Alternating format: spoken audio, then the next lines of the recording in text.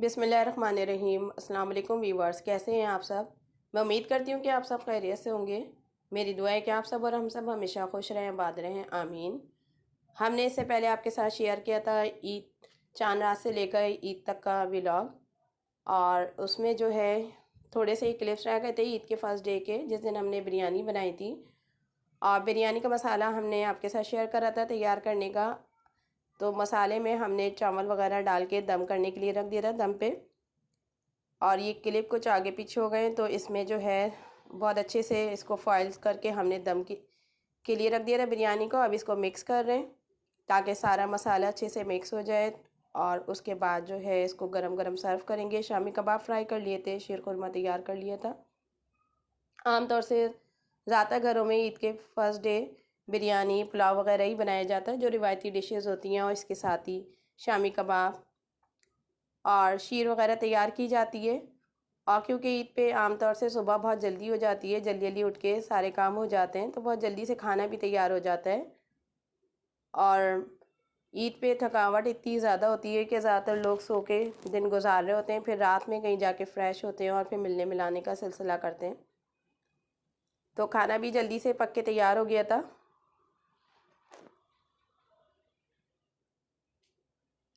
और बहुत ज़्यादा थकावट हो रही थी और तैयारी का भी टाइम नहीं मिला था।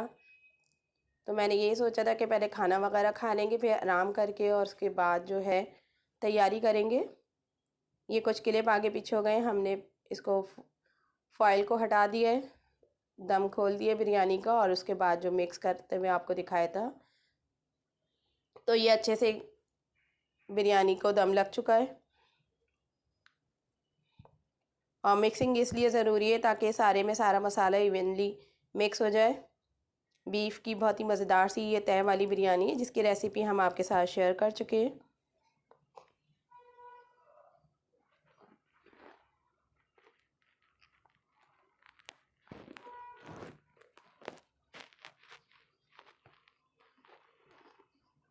खाना खा के कुछ देर आराम करा था और उसके बाद थोड़ी अपनी तैयारी करी थी, तो मेहमान मिलने आ गए थे, तो उनके लिए भी शामी कबाब वगैरह फ्राई करके रखे थे। और खाना वगैरह रेडी था, तो वही खाना जल्दी जल्दी इनको सर्व करा था। और मेहमानों के जाने के बाद ये, क्योंकि जल्दी जल्दी अपनी तैयारी करी थी, तो ये थोड़ा मेकअप का सामान वगैरह था जो समेटा नहीं था, तो इसको भी अब मैं समेट के रखूँगी। बहुत ज़्यादा रात हो गई थी क्योंकि मेहमान जो है काफ़ी लेट आए थे, और उसके बाद खाना खा के गए थे, तो इसके बाद जो है बहुत ज़्यादा थकावट हो गई थी। ये अगले दिन का क्लिप है। और इस दिन जो है ये पहले से मैंने मैरिनेट करके रख दिए थे पसंदे, बीफ की पसंदे, ताकि इनको मैं ग्रिल कर लूँगी। क्योंकि कुछ रमज़ानों के बाद कुछ इतना ज़्यादा खाने का दिल नहीं चाह रहा होता है, ख़ास तौर पे सालन वगैरह जैसी डिशेस। तो इसलिए दोपहर के टाइम भी नाश्ता हमने ज़रा लेट करा था, और नाश्ते में यही खाने का ही एहतमाम कर लिया था। सुबह चाय वगैरह पी ली थी, तो इसके लिए मैं पराठे बना के रख रही हूँ, बरकी पराठे। और साथ ही जो है पसंदों की मैंने बिहारी कबाब बना लिए थे, गरम गरम इनको मैं सर्व कर दूँगी। आमतौर से मैं पराठे इसी तरीके से बना के रख लेती हूँ ताकि ये गरम रहे, और जो खाता जाए तो उसको गरम गरम ये पराठे मिलते जाए। कच्चे पक्के करके डन करके रख लिए मैंने, और इसको फिर जल्दी जल्दी मैं इसको सेक कर और देती जाऊंगी। तो वही मैं देख रही थी कि कितने पराठे बन चुके हैं और कितने मुझे मज़ीद तैयार करने। और बिहारी कबाब भी ग्रिल हो गए थे, बहुत मज़े के बिहारी कबाब बने थे। रात को कुछ बनाने का मूड नहीं हो रहा था, तो पिज़्ज़ा ऑर्डर कर दिया था। बहुत मज़े का ये पिज़्ज़ा था। आमतौर से ईद के दिन इसी तरीके से होता है कि कुछ खाने बाज़ार से ऑर्डर कर दिए जाते हैं, या कुछ फिर ऐसा कुछ बना लिया जाता है, क्योंकि ज़्यादा खाने को दिल नहीं चाहता, और बिरयानी वगैरह भी बार बार नहीं अच्छी लगती। बस इसी तरीके से ये पूरा दिन गुजर गया था।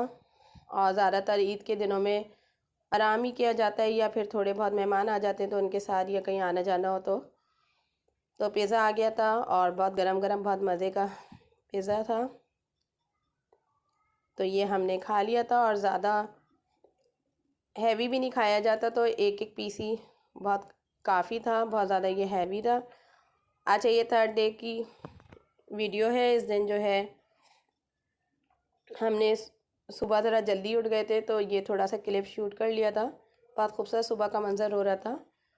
और ईद पे तो आमतौर से जल्दी उठते ही हैं, तो वही आज हम रूटीन वाला नाश्ता करेंगे। 2 दिन से तो हम रूटीन का नाश्ता नहीं कर रहे थे। आमतौर से ईद में नाश्ता भी इस तरीके से नहीं करा जाता, चाय वगैरह तो पी ली जाती है। तो ये चाय मैंने बनाने को रख दी थी और इसके साथ ही जो है चाय बनती जाएगी। इतनी देर में मैं अंडे वगैरह फ्राई कर लूँगी, कुछ अंडों को फ्राई करूँगी, कुछ बॉयल करने के लिए रख दूँगी। नाश्ता खा कर लिया था हम लोगों ने और बहुत ज़्यादा हैवी नाश्ता नहीं करा था। स्लाइस वगैरह ले लिए थे, बॉयल्ड एग और फ्राई एग वगैरह। तो उसके बाद जो है आज मैं कोफ्ते बनाऊंगी। कोफ्तों के लिए प्याज लाल करने को रख दिए।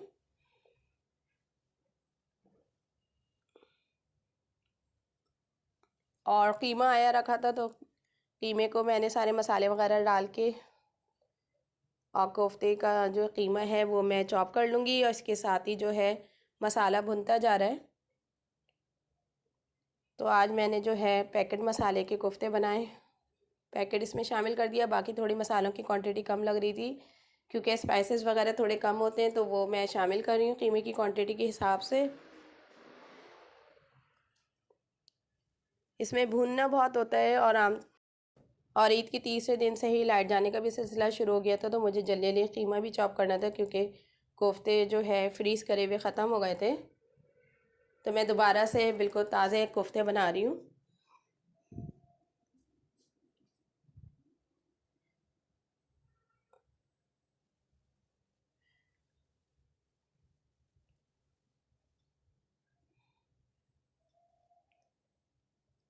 अच्छा, ऐसा होता है कि कुछ लोग जल्दी उठ जाते हैं तो वो जल्दी नाश्ता कर लेते हैं, और जो देर से सो के उठते हैं तो फिर उनके लिए दोबारा से नाश्ता बनाना पड़ता है, चाय वगैरह निकालनी पड़ती है। तो साथ साथ ये काम भी चलते रहते हैं, खाने की तैयारी भी चलती रहती है। तो जो देर से सो के उठे थे उनके लिए भी नाश्ता फिर तैयार करा था, चाय वगैरह बना ली थी ताकि उनको भी चाय वगैरह दे दूँ। और इसके साथ ही साथ मैं कोफ्ते भी बनाती जा रही हूँ। और क्योंकि आज ईद का तीसरा दिन है तो आज भी कुछ एहतमाम करना होगा कोफ्तों के साथ साथ, क्योंकि कोफ्तों का सालन सब लोग इतने शौक़ से नहीं खाते। लेकिन 2 दिन से इस तरह के खाने खा खा के दिल चाह रहा था कि कोई मसाले वाली और शोरबे वाली चीज़, तो इस वजह से जो है कोफ्ते बनाए थे। बाकी आज दावत में भी जाना है तो दावत के लिए भी जो है फिर तैयारी करनी होगी शाम से। और गर्मी बहुत ज़्यादा हो रही है, इतनी ज़्यादा गर्मी में बिल्कुल कहीं आने जाने का दिल नहीं चाह रहा। रमज़ान के होते ही और ईद शुरू होते ही बहुत ज़्यादा गर्मी शुरू हो गई है। आप लोग भी बताइएगा कि आप लोगों के वहाँ पे भी कितनी ज़्यादा गर्मी हो रही है।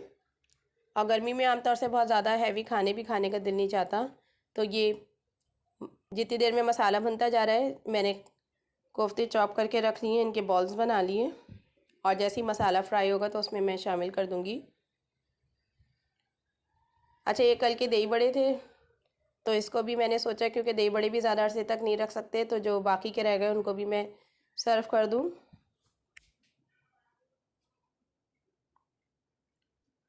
इसी तरह से नाश्ता और हल्की फुल्की चीज़ें साथ साथ चलती रहती हैं। ये मसाला भुन चुका है, बस इतनी ज़्यादा इसकी कंसिस्टेंसी रखनी है। तो अब मैं इसको कोफ्ते शामिल करूँगी और जो है इनको पकने के लिए और पानी डाल के रख दूँगी ताकि दरमियानी आंच पे ये कोफ्ते पकते जाएं।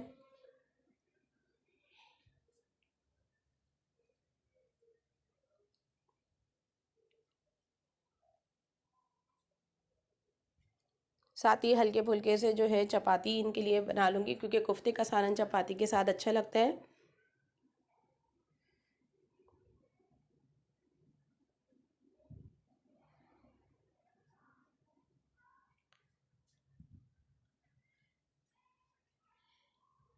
थोड़ी कंसिस्टेंसी इसमें ज़्यादा लग रही थी, गाढ़ा हो गया था सालन, तो मैंने थोड़ा सा पानी और शामिल कर दिया। और पानी शामिल करके इनको दरमियानी आंच पे पका रही हूँ ताकि ये अच्छा सा इनका शोरबत पक के तैयार हो जाए और जो कोफ्तों में कसर रह गई है वो भी मुकम्मल हो जाए ताकि कोफ्ते अच्छे से पक जाएं।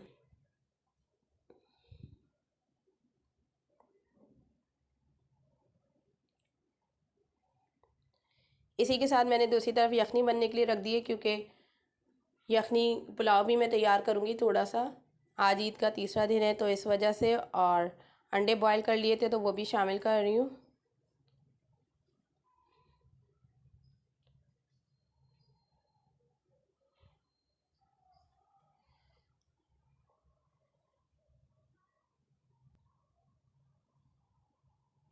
अच्छा, शाम में हम दावत में आ गए थे, तो ये दावत में बहुत मज़े का मेन्यू था और तकरीबन हर चीज़ थी। मीठे की टेबल लगाई हुई थी, उसमें हर चीज़ रखी हुई थी और इसके साथ ही जो है बहुत सी चीज़ें तैयार की गई थी। रिवायती बिरयानी थी, शामी कबाब, खीर और सलाद वग़ैरह, और इसके साथ ही मीठे में काफ़ी सारी चीज़ें थी जिसमें केक और मिठाइयाँ वग़ैरह सब कुछ शामिल था। तो बहुत मज़ेदार ये दावत थी। दावत को हमने बहुत ज़्यादा एंजॉय करा था और आमतौर से ईद पे इसी तरीके से होता है कि मिलना जुलना रहता है, दावतों का सिलसिला चलता रहता है, कभी किसी के घर दावत, कभी किसी के घर दावत।